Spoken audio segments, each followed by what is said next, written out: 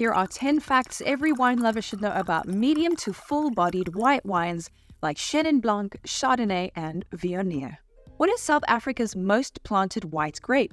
Chenin Blanc. So Chenin Blanc actually grows well in a variety of climates, including cool, moderate, and warm. It does particularly well in the Western Cape of South Africa because this province is entirely embraced by ocean, and so its vineyards are constantly cooled by ocean breezes. This produces Chenin Blanc with concentrated fruits that are well balanced by acidity and freshness. Which flavors does Chenin Blanc exhibit in its youth?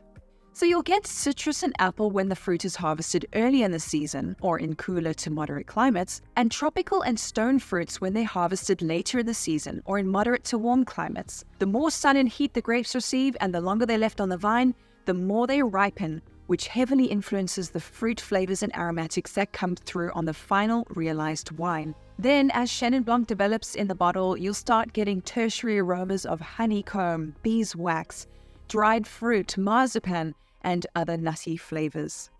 In what country is Furmint most planted?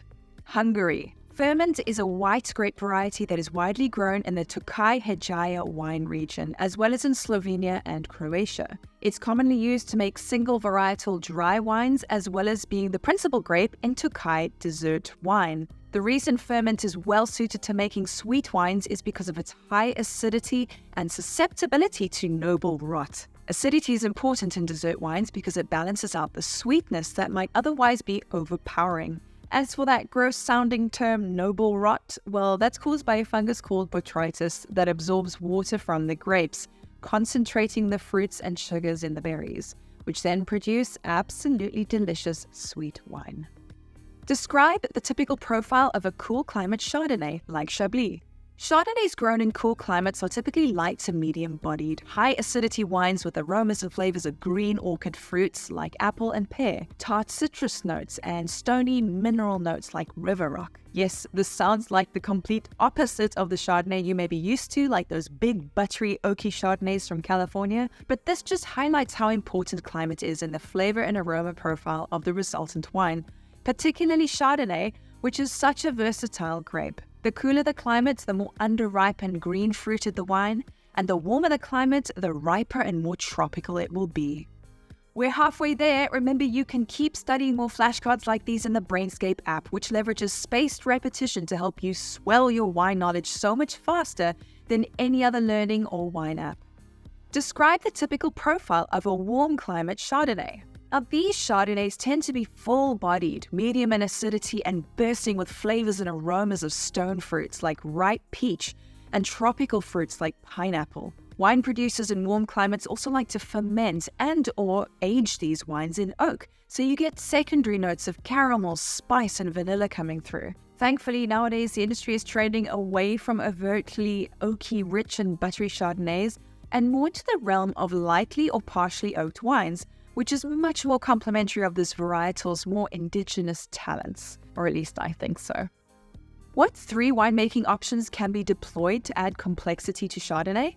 Malolactic conversion, oak vessel maturation, and lees aging. So malolactic conversion adds buttery, creamy flavors and texture to the wine. Oak vessel maturation imparts toast, spice, and caramel flavors, and lees aging softens the wine's mouthfeel while adding texture, weight, and balance. All are optional and used at the winemaker's discretion to craft wines that are, or should be, balanced while expressing different facets of Chardonnay's versatile nature. Which region in France grows and produces some of the finest Chardonnays in the world?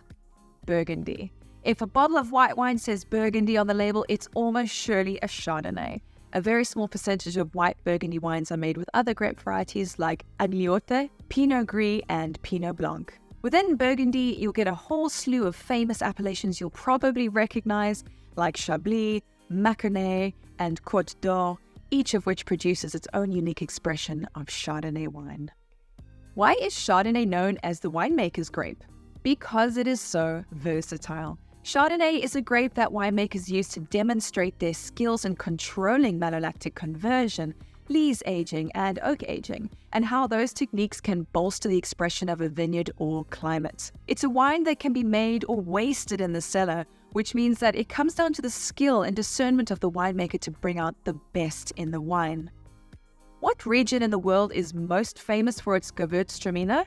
Alsace in France. This white wine is typically full-bodied, low to medium acidity, and high alcohol. Gewürztraminer develops very high levels of sugar as it ripens, which gives the yeast more to eat, which then produces more alcohol in the final wine. But where this varietal stands out the most is on the nose, delivering intense floral notes, especially rose and a heady bouquet of stone fruits like peach and apricot and tropical fruits like lychee. Important, Gewürztraminer is rarely oaked because that would just interfere with and overpower its delicate floral aromas.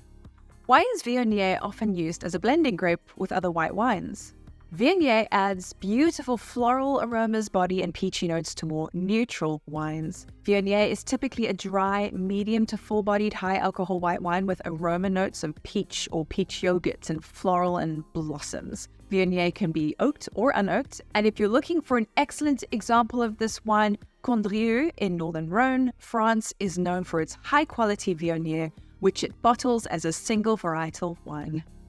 That's the end of your 10 flashcard study round. You can find hundreds more questions like these in Brainscape's collection of wine appreciation flashcards, or in our comprehensive flashcard collections for the WSET and Court of Masters Sommelier exams. And of course, keep listening to the rest of this hands-free playlist to massively level up your wine knowledge.